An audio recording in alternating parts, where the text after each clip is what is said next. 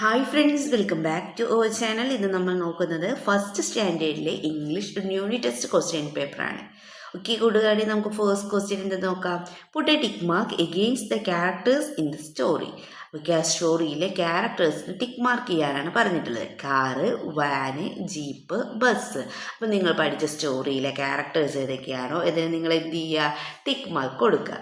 Then write your name. നിങ്ങൾ എന്ത് ചെയ്യണം, write your name.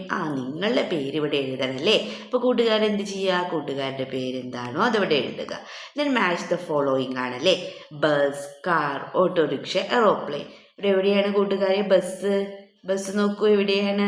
Yes, last വണ്ണില്ലേ. Yes, അപ്പോൾ ബസ്സിലേക്ക് വരച്ചു കൊടുക്കുക. Then car, autorickshaw, aeroplane. എളുപ്പമല്ലേ? Okay. Then circle the vehicles. ഇവിടെ എന്താണ്, കുറേ വെഹിക്കിൾസിൻ്റെ ചിത്രം നൽകിയിട്ടുണ്ട്. ഇതിനിടയിൽ ഫ്ലവറും ഹൗസും ട്രീ ഒക്കെ ഉണ്ട് അല്ലേ. അപ്പം നിങ്ങൾ എന്ത് ചെയ്യുക, ഈ വെഹിക്കിൾസിന് മാത്രം എന്ത് ചെയ്യുക, വട്ടം വരച്ച് കൊടുക്കുക. ഓക്കെ, സർക്കിൾ വരച്ച് കൊടുക്കുക. സർക്കിൾ എന്ന് പറഞ്ഞാൽ എന്താണ്, വട്ടം അല്ലേ. ഒരു വൃത്തം വരച്ച് കൊടുക്കുക.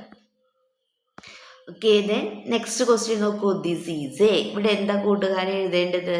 Yes, this is a car. Then this is a, yes, bus ആണല്ലേ.